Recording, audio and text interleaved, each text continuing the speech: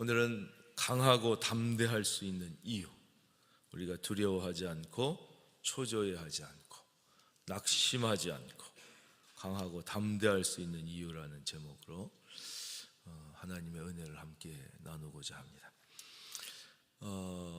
강하고 담대함, 그럼 꼭 생각나는 인물이 하나 있는데요, 바로 중국에서 특별히 내지 선교 중에 가장 어려운 선교가 이제 내지 선교였습니다. 그 중국이 땅덩어리가 크니까 주로 이 유럽이나 서구 사람들이 이제 배를 타고 들어왔을 거 아니에요.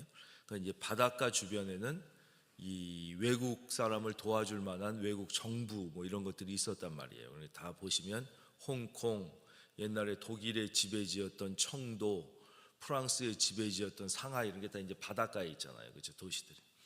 근데 이제 허드슨 테일러라는 분은 내지, 정말 복음이 들어가지 않는 중국에서도 제일 저 안쪽 깊숙한, 우리로 치면은 깊은 태백산 같은 곳을 내지라고 그러는 거예요. 내지. 거기에 들어가서 이제 주님의 사랑을, 복음을 전하고 그 사역을 감당했던 분입니다. 근데 그 복음 전하는 게 얼마나 힘들었겠어요. 방해도 많고, 이 사도 바울도 그렇잖아요. 끊임없이 방해하고 공격하는 세력이 있는 거예요. 19장에서도 계속 그러고 20장도 또 그러고, 너무 공격하고 방해하는 사람이 많고 스트레스가 너무 심하고 일이 너무 힘들어서 그만 영육간에 너무 지쳐서 심각한 신경쇠약에 걸리게 됩니다. 너무 큰 신경쇠약에 걸려서 이제 아무 일도 하지 못하고 거의 탈진 상태에 놓이게 된 것이죠. 이게 이제 허드슨 테일러의 전기를 보면 나오게 됩니다. 그러던 어느 날 이제 여동생으로부터 편지를 하나 받게 됩니다. 여동생이 오빠인 선교사한테 편지를 쓴 거예요. 오빠, 오늘 주일 예배를 드리는데 유난히 하나님께서 오빠 생각을 하게 해주셔서 이렇게 정말 오랜만에 멀리 떨어져 있는 오빠에게 편지를 쓰게 됐어요. 그리고 이제 편지를 쓰게 됩니다. 그러면서 편지 내용이 뭐라고 썼냐면, 제가 그래서 오빠를 위하여 기도를 드리는데 하나님께서 요한복음 15장 말씀을 써서 보내라. 요한복음 15장 말씀을 써서 보내라. 이런 감동을 주셔서 제가 오빠에게 따로 쓸 얘기는 없고, 그래서 요한복음 15장, 오빠가 저보다 더 잘 아시겠지만 그 말씀을 적어 보냅니다. 그리고 이제 편지에 딴 내용 없이 요한복음 15장 내용이 쭉 써져 있는 거예요. 요한복음 15장은 우리가 잘 알다시피 예수님의 말씀 중에 특별히 포도나무 비유가 있는 말씀이에요. 포도나무 비유가 있는 말씀. 그 중에 5절, 나는 포도나무요 너희는 가지라. 그가 내 안에, 내가 그 안에 거하면 사람이 열매를 많이 맺나니 나를 떠나서는 너희가 아무것도 할 수 없음이라. 이 말씀을 우리가 소리를 내서 한번 같이 읽어보겠습니다. 나는 포도나무요 너희는 가지라. 그가 내 안에, 내가 그 안에 거하면 사람이 열매를 많이 맺나니 나를 떠나서는 너희가 아무것도 할 수 없습니다. 이 말씀을 읽으면서 허드슨 테일러의 마음속에 놀라운 새로운 깨우침, 이미 다 수도 없이 알고 있었던 말씀이죠. 그 말씀이 쫙 들어와서 이제 박히게 된, 그렇구나, 내가 왜 이것을 잊고 있었을까? 주님은 포도나무이고 나는 가지다. 내가 할 일은 오직 포도나무이신 주님께 찰싹 붙어 있는 것이지. 그러면은 포도나무이신 주님이 모든 필요한 영양분과 수분을 다 공급해 주시면 나는 저절로 열매를 맺게 되는 것이지. 근데 내가 주님께 찰싹 붙어 있지 않으면, 그 뒤에는 나오지만 붙어 있지 않는 가지는 다 이제 잘라 버리는 거예요. 내가, 그가 내 안에, 내가 그 안에, 이게 이제 제일 핵심이에요. 나는 어떻게든지 하나님, 주님의 말씀을 생각하고 그 말씀대로 그 말씀에 순종하려고 노력하면 되지. 내가 너무 지나치게 열매를 맺으려는데 애를 썼구나. 우리가 이제 그러고 대부분 사는 거예요. 어떻게 학교 다니면 공부를 잘해서 성적이 오를까? 어떻게 장사를 하면은 돈을 좀 많이 벌어볼까? 뭐 회사를 다니면 어떻게 성공해 볼까? 목사도 비슷한 거죠. 어떻게 목회를 하면 어떻게 부흥을 해보고 뭔가 성과를 내볼까? 우리가 주로 이런 열매에 관심이 많다는 거예요. 허드슨 테일러도 그랬겠죠. 내가 여기 깊이까지 선교를 왔으니까 뭔가 선교의 열매를 많이 맺어야겠다는 생각 때문에 너무 과로하고 힘들고 스트레스를 이기지 못하고 신경쇠약까지 막 걸리게 되고 그러는 거예요. 그게 아니구나. 내가 어떻게 하면 이 주님의 마음을 기쁘시게 해드릴 수 있을까? 주님이 원하시는 것은 무엇인가? 내가 있는 자리에서 어떻게 하면 주님이 기쁘시게, 여기에 마음을 쓰고 있으면 그가 내 안에, 그럼 주님이 내 안에, 성령이 우리 안에 계시니까 내 안에 계셔서 주님이 역사하셔서 열매는 그 결과로 자연스럽게 열리게 되는 거지. 내가 막 열매를 맺으려고 한다고 열매가 맺히는 게 아니라 결국 힘은 힘대로 쓰고 신경쇠약에 걸리고 스트레스만 무지무지하게 받고 안 되는 거예요. 여러분, 여러분의 자녀를 하나님께서 축복해 주시면 잘 키울 수가 있는 거예요. 여러분의 사업도 그렇고 여러분의 직장도 그렇고 여러분의 가정도 그렇고 하나님이 도와주셔야, 믿으시는 분은 아멘. 하나님이 도와주셔야 돼요. 내가 애쓰고 힘쓰고 그래봤자 힘만 들고 잘 안 된다. 우리가 할 일은 무엇이냐? 어떻게든 이 포도나무에 팍 붙어서 포도나무에서 나오는 영양분을, 말씀의 영양분을 우리가 받고 그 말씀대로 어떻게든 주님을 기쁘시게 해야 된다. 이렇게 마음을 쓰는 게 우리가 할 수 있는 가장 지혜롭고 귀한 일이라. 그래서 허드슨 테일러가 다시 한번 그것을 깨닫고 그의 인생과 사역의 모든 짐을 내려놓고 이제 이 말씀대로 오직 주님, 그분이, 내가 그분 안에, 그분이 내 안에, 그 다음부터 그분이 하는 모든 기도가 응답받고 삶의 사역에 엄청난 열매를 거두고 승리한 그 위대한 선교사로, 중국 역사의 가장 위대한 선교사로 기록되어 있습니다. 여러분, 우리도 마찬가지입니다. 그래서 여러분 이번 한 주간도 보면 너무 열매에 우리가 집중하고 살았다는 거예요. 어떻게 하든지 내가 열매를 맺어야 되려, 열매, 그렇죠? 내가 회사의 열매, 뭐 자녀도 이렇게 해야 되고 모두 이런. 그런데 마음을 뺏기니까 힘은 힘대로 들고 스트레스만 무지하게 받고, 현대인들이 그래서 정신적으로 문제가 많은 것입니다. 심각해지는 거예요. 육체도 옛날보다 몇천 배 잘 먹지만 아주 병이 많은 거예요. 여러분들은 오직 주님은 포도나무고 우리는 가지인 것이, 주님께 철썩 좋으신 주님에게서 나쁜 것이 나올 수 없고 나쁜 사탄에게서 좋은 것이 나올 수 없는 것이, 그러므로 우리는 언제나 좋으신 주님에게 철싹 붙어서 우리가 믿음으로 승리하시기를 바랍니다. 20장 1절 소요가 그침에 드디어 이제 문제가 해결됐습니다. 그 소요의 내용이 우리가 이제 29절까지 살펴봤는데 19장 30절에서부터 41절까지 이제 쭉 나오게 됩니다. 그 내용은 뭐 따로 이 시간에 또 살펴보지 않도록 하겠습니다. 똑같은 내용이 계속 반복되는 것이죠. 그래서 여기 보면 이제 많은 대중들이 나와서 이렇게 소리 지르고 이렇게 외치는데,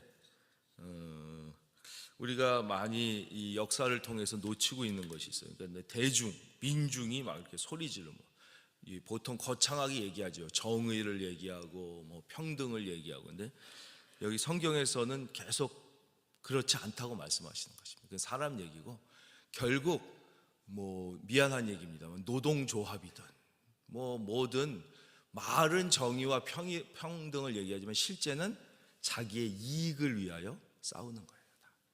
성경은 그 말씀하는 거예요.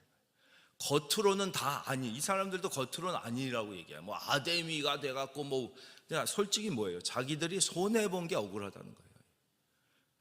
내 권리와 내 권한과 내 발언권과 내 이익을 위해서 다 하는 거예요.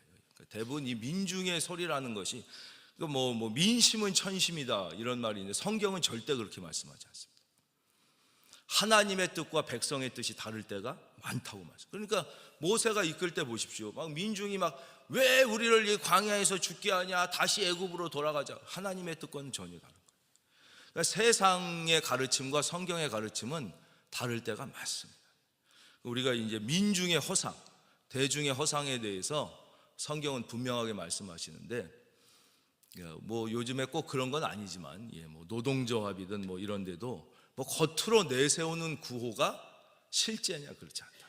실제는 다 자기의 이익, 나의 이익을 위해서 뭐 이제 선동하고 모으고 뭐 싸우고 그러는 거예요. 그 안에 모인 사람들도 사실은 진짜 왜 그런지 이제 모른다는 거예요. 성경은 그렇게 말씀하십니다. 잠깐 한 절만 보면 32절. 그렇게 중요한 내용이 아니기 때문에 보면 사람들이 외쳐 어떤 이는 이런 말은 어떤 이는 저런 말을 하니 모인 무리가 분란하여 태반이나 어찌하여 모였는지 알지 못하더라. 이렇게 선동돼서 모인 사람들은요 다 똑같이 많은 것 같지만 그렇지 않다. 이 사람은 이 소리하고 저 사람은 저 소리하고 그거는 2000년 전이나 지금이나 똑같더라. 그래서 우리는 늘 그렇죠. 하나님의 생각이 무엇이냐 이게 중요하다는 것입니다.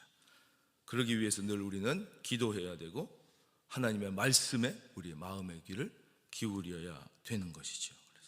그래서 우리가 이제 민중이라고 이름 짓는 그 대중이라고 이름 짓는 것의 허상을 세상은 이제 그렇게 얘기하지 않죠. 그러나 성경은 분명하게 말씀하고 있는 것입니다.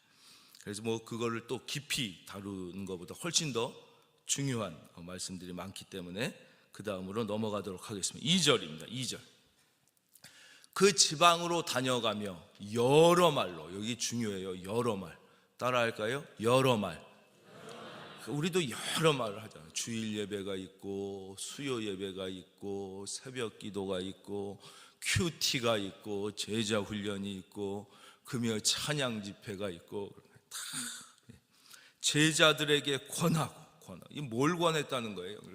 신앙은 한 번 예수 믿었다고 끝이 아니라는 거예요. 이게 다 제자들이니까 뭐예요? 예수님 믿고 예수님 말씀대로 살기로 결심한 사람들을 제자들이라고 그러는 거예요. 제자들, 그렇죠? 그렇다고 끝이 아니라 신앙은 계속해서 하나님의 말씀으로 끊임없이 훈련받아야 되는 거예요. 훈련받아요. 언제까지예요? 우리가 천국에 가서 하나님과 얼굴과 얼굴을 맞대어 보는 그날까지는 계속해서 여기서 이제 그때는 우리가 따로 훈련받을 필요가 없는 게 그때는 설교도 없고 오직 뭐만 남는다고 그랬어요. 기도도 없어요. 그때는 왜 하나님이랑 직접 얘기하니까 뭐 따로 기도 찬양만 남는다고 그랬잖아요. 찬양만. 그때는 찬양만 하는 거예요. 찬양만. 하나님이 직접 말씀하시니까 뭐 설교가 없고 하나님하고 직접 대화하니까 기도도 없어요. 마지막까지도 계속되는 건 이제 찬양만 있는 것이고요. 그 전까지는 우리는 끊임없이 여러 말씀으로 우리가 믿음을 굳세게 해야 돼요. 이 사도 바울이 제자들에게 권했던 것 중에 가장 귀한 것은 복음의 핵심이에요. 핵심. 복음의 핵심 중에 핵심은 어디에 나타나 있냐? 우리가 잘 아는, 말하자면 성경 전체를 요약한 딱 핵심 요절 하나다. 그럼 우리가 어려서부터 수도 없이 들었지요. 바로 요한복음 3장 16절 아닙니까? 우리가 다 마음에 새기고 암송하는 말씀이지만 한번 화면을 보고 우리가 보면서 읽겠습니다. 보면서 소리내서 읽으면 아주 좋습니다. 봐서 눈에 들어오고 소리내서 입으로 또 내가 소리내서 읽음으로써 귀로 들어오고 마지막 어떻게 된다고 그랬어요? 나의 잠재의식에 각인된다고 그랬어요. 그래서 그냥 눈으로 읽는 것보다 보면서 소리내서 읽으면 첫째 보면서 읽고 둘째 소리가 나서 읽고, 셋째 내 소리를 내 귀로 들어서 읽고, 그러니까 한 번 읽어도 3번 읽는 효과가 나고, 마지막으로 소리 내서 읽을 때 그것이 나의 잠재의식에 각인되는 효과가 있다는 거예요. 그래서 꿈속에서도 말씀이 나오고, 마취 중에도 말씀이 떠올라야 되는 거예요. 말씀. 요한복음 3장 16절 읽겠습니다. 시작. 하나님이 세상을 이처럼 사랑 독생자를 주셨으니 이는 그를 믿는 자마다 멸망하지 않고 영생을 얻게 하려 하시며. 아멘. 하나님이, 세상은 바로 나예요. 나. 이처럼 사랑하사. 여기서 왜 이렇게 표현하셨냐? 이건 말로 표현이 안 된다 이거예요. 이처럼은 형용사로 표현이 안 된다 이거예요. 그만큼 사랑. 지금은 천국 가신 어느 목사님이 하신 말씀. 이분이 일제시대 때 중학교를 다니셨는데 연세가 꽤 많으신 분이죠.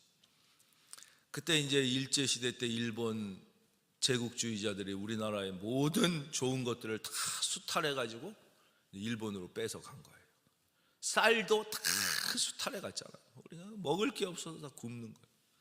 이번에 새생명 축제 때도 우리가 그렇게 좋은 쌀들이 넘쳐나지만 옛날 분들이 봤으면 얼마나 감격했겠습니까? 우리가 감격이 없는 건 너무 풍요한 시대에 살기 때문에 그런 거예요. 그래서 고난이 왜 축복이냐?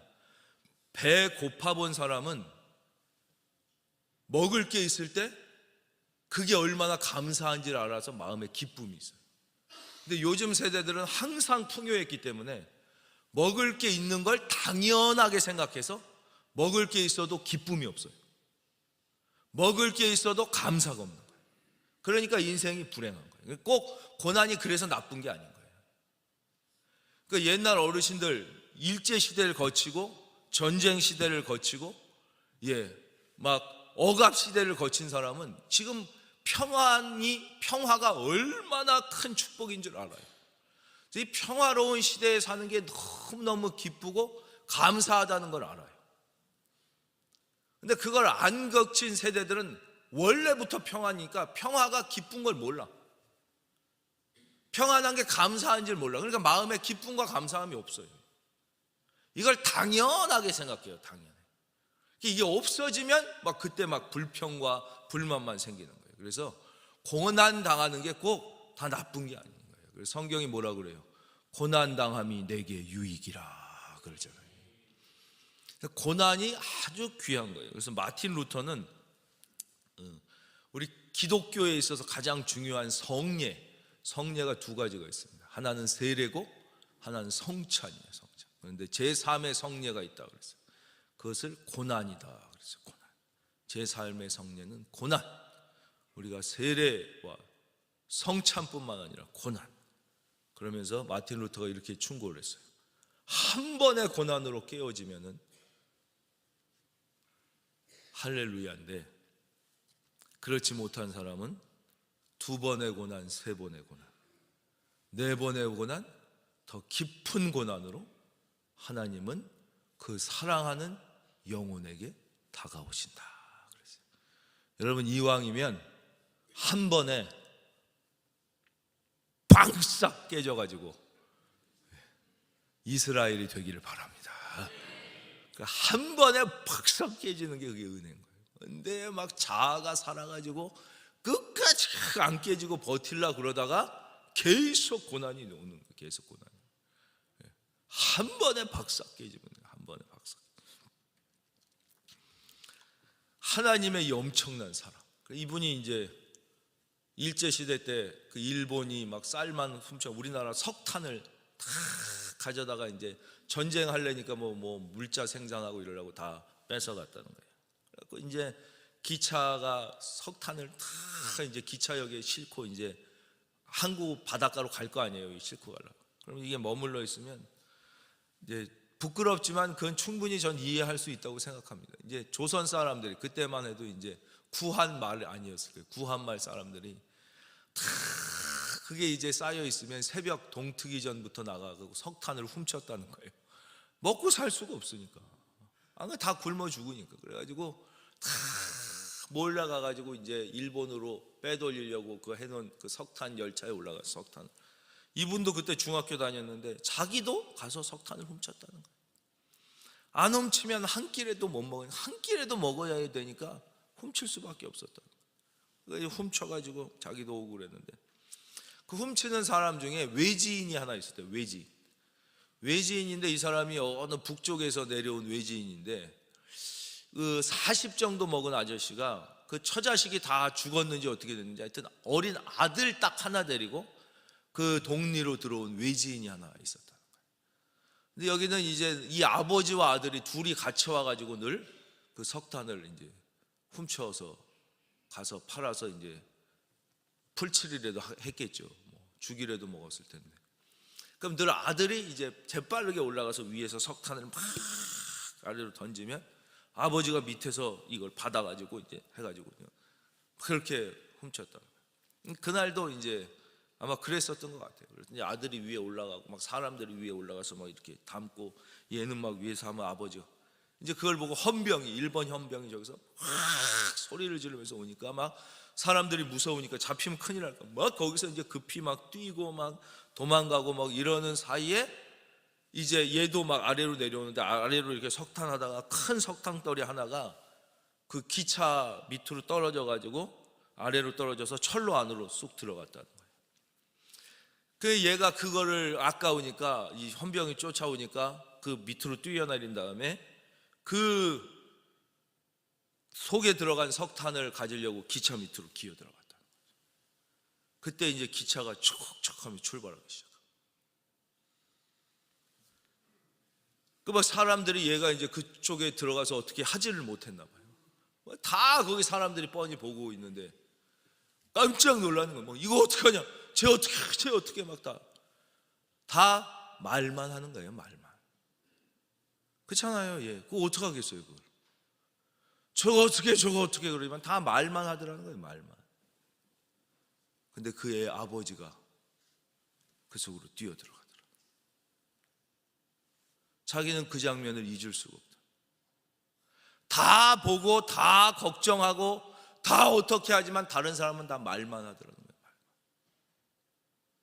그 아버지가 그 속에 뛰어들어가 그 애를 밖으로 던져내면서 자기가 거기 깔리는데 그 기차 바퀴가 허리를 지나가면서 두두두두둑 그 뼈가 부러지던 소리가 자기가 지금도 기억이 나. 두두두둑 그러면서 눈에서 눈물과 코에서 콧물이 팍 터지면서 그 죽어가는 그 모습이, 눈에 눈물, 코에 콧물이 쭉 흐르면서도 그 아들을 이렇게 밖으로 던지면서 죽어가던 모습이, 자기가 그때 중학교 1, 2학년이었는데 그때 자기가 이해를 못했다는 거예요. 저 아저씨 왜 저러나. 아들이야 결혼해서 또 나면 되지 않냐. 또 나면 되지 않냐 이거예요. 아들이야. 결혼해서 또 날 수도 있는데 왜 자기가 죽냐 이거예요. 왜 자기가 죽냐. 그렇잖아요. 인간이 죄를 지어서 다 죽게 지옥에 갈 수밖에 없게 되었으면 하나님이야 전능하신 하나님이신데 까짓거 인간 또 창조하면 되지 않습니까? 우주도 창조하신 분인데. 근데 왜 아들을 죽이셨냐 이거예요. 자기가 나중에 결혼해 봐서 아버지가 되니까 그 심정을 알겠다. 그전엔 몰랐다는 거예요. 자기가 아버지 심정을 몰랐다는 거예요. 아니 결혼해서 아들이야 또 나면 둘도 낳고 셋도 낳을 수 있는데 왜 쟤 때문에 죽냐 이거예요. 제가 결혼해서 아들을 낳아보니까 그 심정을 알더라고요.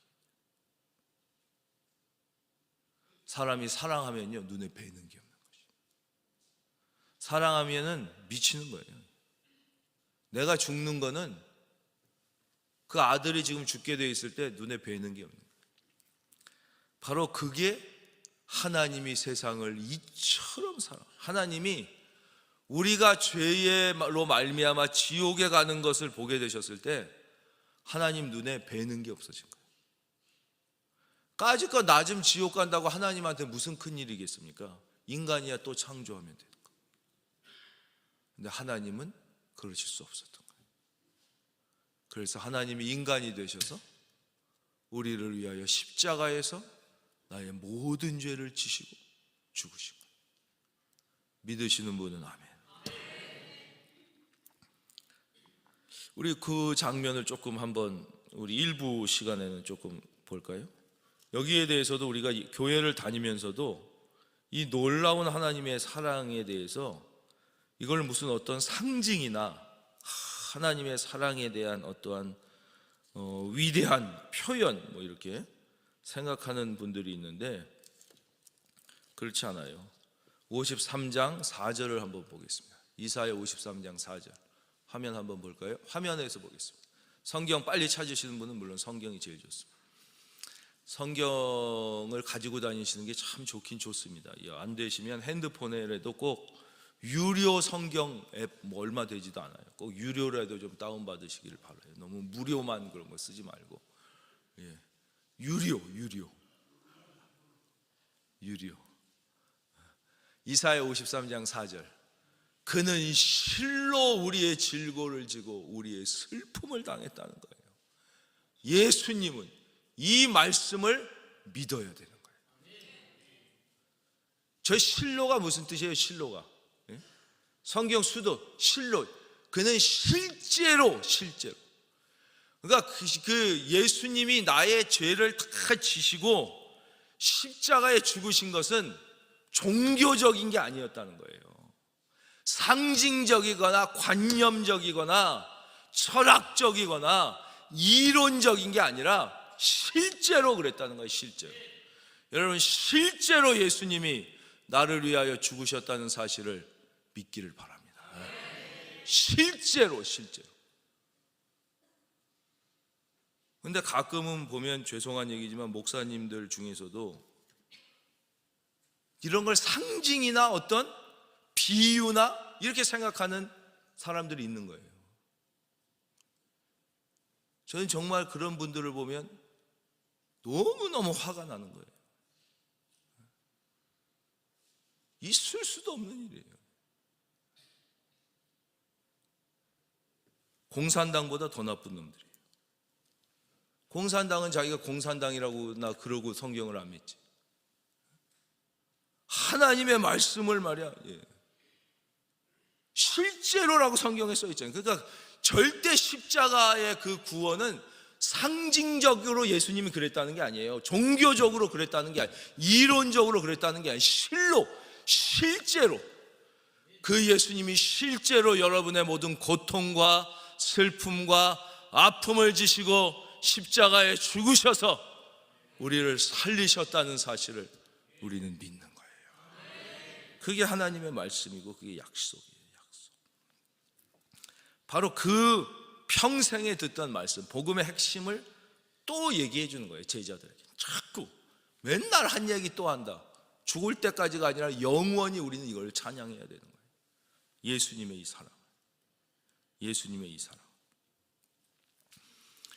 그 어떤 죄수에 대한 기사가 났었어요.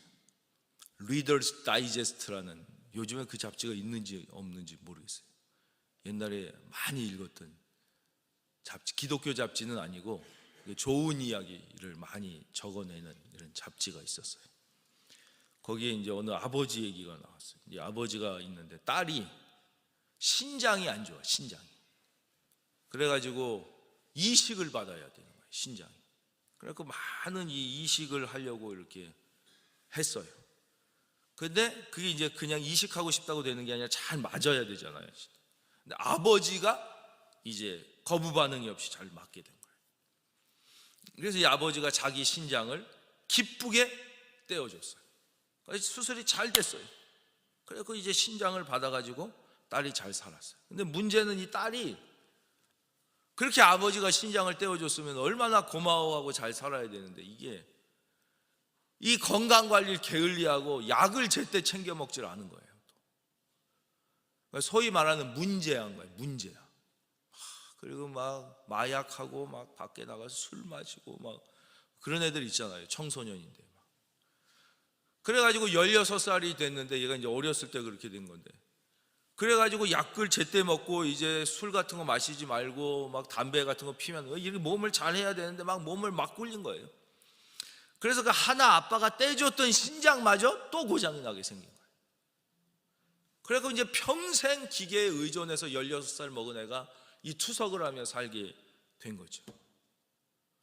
그 이야기를 이 아버지가 들었어요. 근데 이 아버지가 어디서 들었냐? 감옥에서 들었어요. 그 아버지가 왜 또 죄를 져서 감옥에 갔는지 모르겠어요. 감옥에, 이게 실화예요, 실화. 감옥에서 그 얘기를 듣게 된 거예요. 감옥소에서 그 얘기를 듣고 이 아버지가, 나는 내가 사는 것보다 딸이 사는 게 중요하다. 그러니 나의 이 나머지 하나의 신장을 떼어서 내 딸에게 주게 해달라, 이렇게 탄원을 한 거예요. 그랬는데 미국 의료 윤리 뭐 강령 그런 게 있을 거 아니에요. 거기에 안 되게 돼 있다는 거예요. 왜냐? 사람이 신장이 2개인데 하나는 띄워줄 수 있지만 윤리적으로 또 하나를 띄워주면 그럼 자기는 죽고, 이거는 윤리적으로 도저히 있을 수 없는 일이다. 이건 자살행위이기 때문에. 그래서 그 미국 의료 윤리 거기에서 안 된다고 난 거예요. 이 아버지가 그 소식을 듣고 의료 윤리 이쪽에다 계속 편지를 쓴 거예요. 내가 얘기할 수 있는 기회를 달라고. 그래서 그 위원회에 이 아버지가 죄수의 몸으로 참석할 수 있는 기회를 얻게 됐어요. 얘기를 했어요. 맞다, 나는 여러분의 말이 틀리다고 생각하지 않는다. 의료 윤리적으로 신장을 하나 띄준 사람이 또 띄주면 그 사람은 자기는 죽게 되기 때문에 못하게 하는 것은 나는 맞는 말이라고 생각한다. 그러나 사랑은 윤리보다 강하다. 여러분도 사랑이 윤리보다 강하다는 말씀을 믿으십니까? 네. 사랑은 윤리보다 강하다.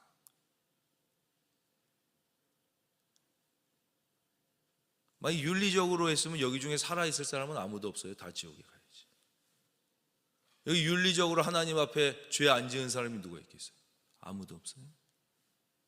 100% 다 지옥 가야 될 사람, 100% 지옥에 갈 사람. 하나님이 세상을 이처럼 사랑하사.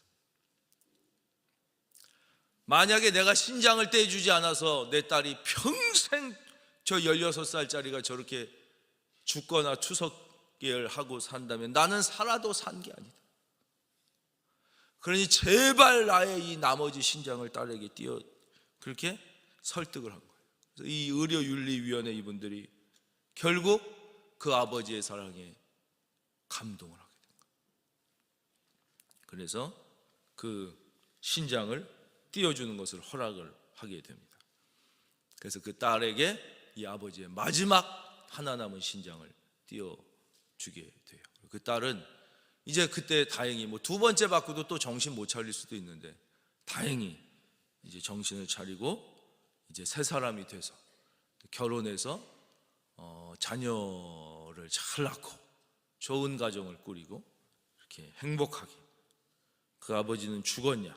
죽진 않고 평생을 이제 투석기에 병원에서 늘 이 기계를 몸에 끼고 이렇게 이제 평생을, 나머지 생애를 이제 병원에서 살게 됐지만, 나는 나 때문에 딸이 저렇게 새 생명을 갖게 된 것이 너무너무 기쁘다 그러면서 산다, 그런 얘기가 예전에 실화입니다. 리더스 다이제스트에서 읽었던 기억이 있습니다. 제가 참 그걸 보고 감동을 했었어요. 그때 제가 나라면 이 2번째 신장을 띄워줄 수 있을까, 그런 생각을 했었어요. 2번째, 하나는 띄워주겠지만 2번째를 띄워줄 수 있을까. 근데 자식을 낳아보니까요, 3개도 띄워주겠더라고요. 3개. 여러분 같으면 안 그러겠어요? 결혼 안 했으니 안 와, 얘네들이. 이거는 이론으로 아는 게 아니야. 여러분, 왜 구원이 이해가 안 되는 줄 아세요? 구원은 종교나 이론이나 개념이나 철학이 아니에요. 그래서 구원은 절대 인간이 이해할 수가 없어요. 구원은 사상이나 이론이나 개념이나 철학이나 종교가 아니기 때문에 구원은 죽었다 깨어나도 이해가 되지 않는 거예요. 사랑하고 똑같아요. 여러분, 사랑이 이해가 돼요? 그러나 사랑을 받아보고 사랑을 해본 사람은 사랑을 그냥 아는 거지. 사랑을 무슨 공부해서 알고, 사랑을 연구해서 알고, 사랑을 책 읽어서 알아요? 무슨 일자무식 어머니가 사랑을 이해해서 애를 사랑해요? 그냥 사랑. 엄마의 사랑을 이해해요? 애가 그냥 받는 거죠. 구원은 똑같은 거예요. 구원은 하나님의 사랑의 절정이기 때문에, 할렐루야, 구원은 받는 거예요. 받는 거. 우리 중에 구원을 받으신 분은 아멘. 사랑을 받지. 사랑 받잖아요. 엄마의 사랑을 이해해야 받을 수 있다면 애는 다 죽었지. 사랑을 받은 다음에 나중에 지가 새끼 낳아봐야 엄마의 사랑을 이해하는 거예요. 구원은 언제 이해해요? 우리가 천국 가봐야 이해가 되는 거예요. 이해 안 된다고 사랑을 안 받으면 다 죽은 거지, 그 애는. 사랑은 일단 받는 거예요. 그래서 성경이 뭐라고 그래요? 구원은 너희 믿음으로 말미암아, 그렇죠? 하나님의 은혜로 너희에게 주신 것이니 하나님의 선물이라. 그랬어요. 선물은 어떻게 돼요? 감사합니다. 그리고 받으면 되는 거예요. 거부하면 안 되는 거예요. 제가 추수감사주일날 말씀드렸잖아요. 보잘것없는 거지만 추수감사주일날 우리가 모든 성도님들에게 쌀을 선물로 드렸어요. 그 선물은 어떻게 해야 돼요? 감사합니다. 그리고 받으면 내게 되는 거예요. 그런데 내가 이걸 왜 받아? 이해가 안 되는데, 여기서 왜 공짜로 나한테 이걸 줘? 뭔가 꿍꿍이가 있겠구만. 그걸 거부하면 그건 남이 안 되는 거예요. 똑같은 거예요. 성경이 그래서 구원은 뭐라고 해요? 하나님의 선물이라고. 감사함으로 받으면 내 것이 되는 거예요. 제자들에게 무엇을 권했냐, 지금 그거 말씀드리는 거예요. 가장 핵심은, 이 성경의 핵심 중에 핵심은 무엇이냐? 사랑, 하나님의 사랑, 하나님의 사랑, 하나님의 사랑. 특별히 어떤 사랑? 받을 자격이 없는 자에게 주어주신 하나님의 말할 수 없는 사랑이라는. 그 딸이 받을 자격이 없잖아요. 아빠가 이미 하나 줬는데 그거를 잘해야지. 그거를 마약하고 허랑방탕하게 술 마시고 어린애가 담배 피고 약을 제대로 안 먹고 그래서 그것까지 죽였으면 걔는 사실 세상적으로 기준으로 볼 땐 윤리적으로 죽어 마땅하지만 그 아버지가 그랬냐 이거예요. 아니에요. 사랑은 다른 모든 것. 그래서 성경은 뭐라고 그래요? 사랑은 허다한 허물을 덮느니라. 그래서 하나님이 우리를 구원해 주신 거예요. 나를 구원해 주신 거예요. 안 그랬으면 우리는 그거를 자꾸 말씀해 주시는 게 복음의 핵심, 복음의 핵심. 누구든지 이 사실을 믿고 구원을 받아들이기만 하면 다 하나님의 자녀가 되는데 안 그래. 두 번째, 그럼 그것만 있었느냐? 두 번째 또 하나 있죠. 이것이 물론 가장 처음이고, 두 번째는 낙심하지 말라는 거예요. 낙심하지 말라. 우리가 신앙생활할 때 절대 해서는 안 되는 게 낙심이에요. 그러니까 신앙생활은 다시 다른 말로 바꾸면 낙심과의 싸움이에요. 낙심과의 싸움. 한번 따라하겠습니다. 신앙생활은 낙심과의 싸움이다. 3절 보면은 그 말씀이 이해가 되실 거예요. 3절. 거기 석 달 동안 있다가 배 타고 수리하러 가고자 할 그때 유대인들이 자기를 해하려고 공모함으로 마게도냐를 거쳐 돌아가기로 작정. 참 기가 막히지 않습니까? 지금 앞에서 막 이런 일이 있었어요. 그래서 이제 간신히 그 소요가 그쳤어요. 그래서 이제 제자들을 잘 권했어요. 그리고 마게도냐로 갔어요. 그리고 여러 곳에 다니면서 제자들에게 하나님의 사랑을 권했어요. 그런데 여기에 또 자기를 해하려고 공모하는 유대인들이 또 있었다는 거예요. 또 있었다는 거예요. 여러분, 우리가 바울이면 진짜 낙심할 만도 하지 않습니까? 이건 낙심할 만도 하지 않냐 이거 하는 거예요. 그렇잖아. 이 정도면 낙심할 만하지 않겠냐 하는 거예요. 낙심할 만하지 않느냐. 그러니까 우리가 이 세상 살아가는 동안 평생 우리는 신앙생활은 낙심과의 싸움이라는 것을 꼭 기억해야 되는 거예요. 낙심과의 싸움이다. 그걸 아예 손바닥에 새기셔야 돼요. 신앙생활은 뭐라고요? 낙심과의 싸움이에요. 이 중요한 것을 잡고, 저도 이제 학교 다닐 때 신학은 최소한 7년 공부하지 않습니까? 대학 4년, 대학원 7년. 그게 이제 기본이에요. 기본 7년 하고 그 다음에 이제 석사를 그 뒤에 또 하고 박사를 또 합니다. 그래서 다른 공부보다 길지요.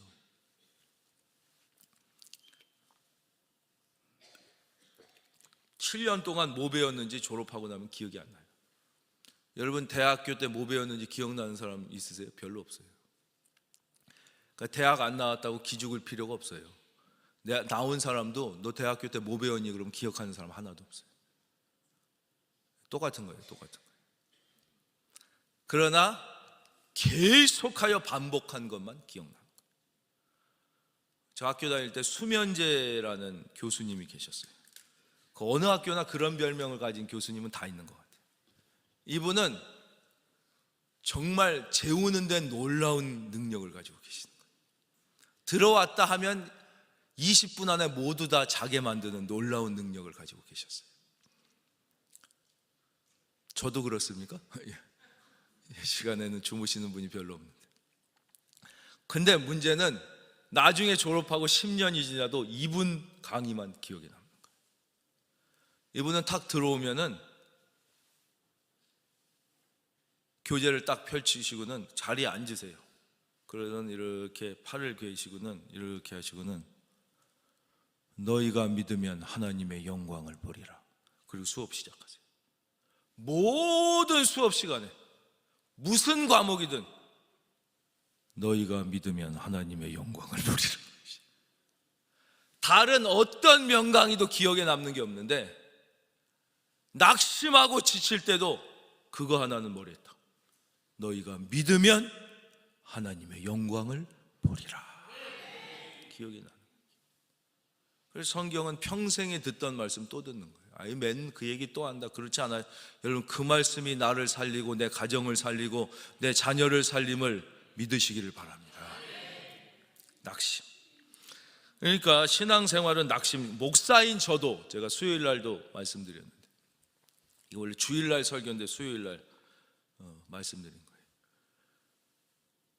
어려운 일이 오잖아요. 그러면 저는 목사잖아요. 목사는 당연히 믿음으로 사는 것에 모범을 보여야 되는 사람이고 실제는 그렇진 못하지만 그렇잖아요. 그리고 성도님들을 믿음으로 살라고 격려해야 되는 게 목사예요. 그럼에도 불구하고 목사인 저도 일단 어려움이 오면 아하! 어려움이 왔도다! 이런 생각이 드는 게 아니라 솔직히 낙심부터 돼요. 저도 이거 어떡하나. 저도 그래요. 저만 그런지 모르겠는데 목사 중에 저도 어려움이 오면 제일 처음에 뭐가 오냐? 낙심이 옵니다. 낙심. 또 왔구나. 낙심. 그럼 이제 뭘 하겠어요? 어려움이 왔으니까 말씀을 보고 기도를 시작할 거 아니에요. 기도를 평소에도 하지만 더 이제 어려움이 오니까 그것 때문에 기도를 하죠. 그러면 이제 기도를 시작하면 기도했으니까 하나님께서 응답해 주실 그런 생각 들 것 같지요? 별로 안 그래요. 기도하면서 이런 생각이 들어요. 언제나 응답이 오겠나? 언제나 응답이 오겠나? 언제나 지나야 이 어려움에 응답이 오겠나? 그런 생각이 드는 거예요. 그러니까 제가 볼 때 제가 이제 목사 중에 형편없는 목사라고 쳐도 많은 사람이 그런 거예요. 어려움이 오면 낙심이 오고 기도를 해도 바로 막 용기가 생기는 게 아니에요.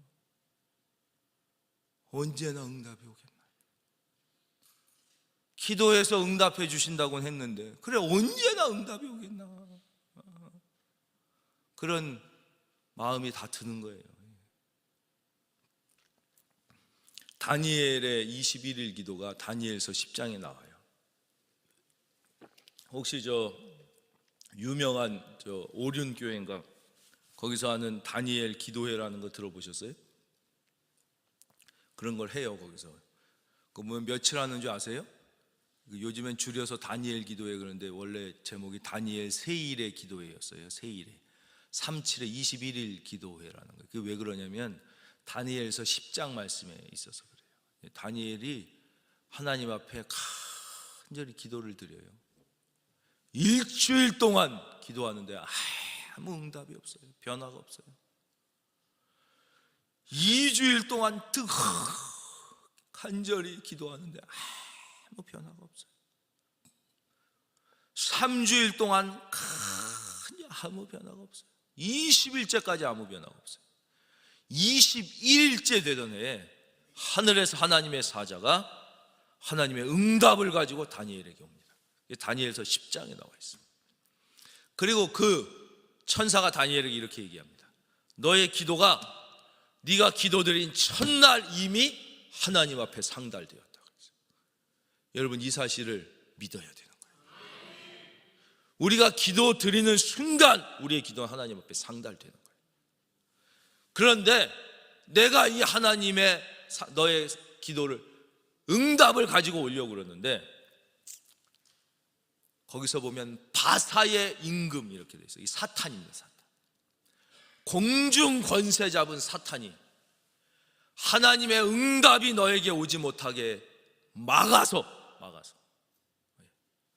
성경을 읽으시면 그대로 나와요. 무슨 또 공상과학 소설이냐 그러면 안 돼요. 성경이 하신 말씀은 100% 진실이에요. 100% 진실. 성경이 하지 않는 인간의 말 중엔 100% 진실이 없어요. 그 궁금하시면 수요 예배 들어보세요. 인간은 그 누구도 진실만 얘기하는 인간은 지구에 존재하지 않았고 앞으로도 존재하지 않습니다. 인간은 셋 중에 하나예요. 첫째, 몰라서 거짓말을 했든 실수로 거짓말을 했든 일부러 거짓말을 했든 진실만 말하고 살 수 있는 사람은 아무도 없어요. 아니, 최고의 천재 상대성 이론 만든 아인슈타인도 양자역학은 틀렸다고 그랬잖아요. 그 사람이 일부러 거짓말한 게 아니에요. 몰라서. 그때 자기가 볼 땐 양자역학이 틀린 것 같았거든요. 지금은 다 양자역학의 시대예요. 그러니까 지금 과학도 100년 후에 지나면 다 틀렸어. 다 틀렸어.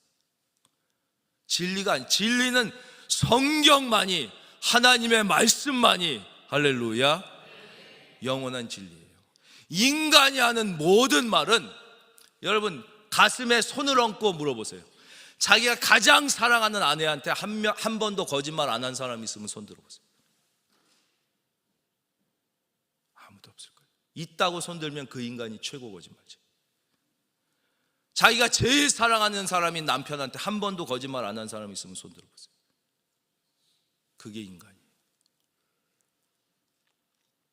자기를 낳아주시고 키워주신 어머니 아버지에게 거짓말 한 번도 안 한 사람이 있으면 손 들어보세요.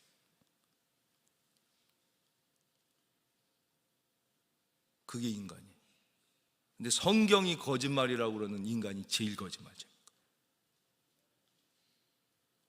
성경은 하나님은 인간이 아니시기 때문에 시건치 않고 사람이 아니시기 때문에 거짓이 없는 거예요. 모든 성경은 하나님의 감동으로 된 거예요. 할렐루야. 거기에 21일을 사탄이 하나님의 응답이 못. 그래서 성경은 사탄을 공중 권세 잡은 자. 그랬으나 네가 포기하지 않고 기도할 때 마침내 천사장 미카엘이 와서 나를 도와주므로 내가 하나님의 응답을 가지고 너에게 왔도다. 그 내용이 다니엘서 10장에 분명하게 나와 있다는 거예요. 그러니까 여러분, 신앙생활은 낙심과의 싸움이에요. 정말 보면은 사도 바울을 보면 낙심할 만한 일이 얼마나 많이 생기냐 이거예요. 근데 이렇게 위대한 종인 사도 바울도 이랬으니 우리 같은 사람에게 낙심할 일이 생기는 건 당연한 거예요. 당연한 거란 말이에요. 당연한. 그렇기 때문에 절대 낙심하지 말고 다니엘처럼 최소한 21일은 낙심하지 않고 기도하면 하나님이 응답해 주시는 거예요. 근데 이제 하나님이, 저도 그래서 기도하다 보면 저도 모르는 사이에 보면 하나님께서 문제를 변해서 오히려 축복으로 바꿔주시는 거예요. 그런 걸 경험하게 되는 거예요. 나도 모르는 사이에 언제 이게 이렇게 됐지? 이렇게 되는 거예요. 어려움이 변해서 나도 모르는 사이에, 그러니까 우리는 꼭 응답 그러면 막 하늘에서 만나가 쏟아지고 막 불구름과 구름 기둥이 있고 막 홍해가 갈라지고 막 예수님이 무리를 거르시는 것처럼 이렇게 뭔가 강력하게 눈에 보여지는 것처럼만 하나님이 역사하시는 것으로 생각하기 쉬운데, 실제 하나님의 역사와 응답의 99.9%는 조용하게 올 때가 많아요. 나도 모르는 사이에 어느새 보면 문제가 해결되어 있고 역전의 하나님이 나를 도와주고 계심을 발견하게 되는 것입니다.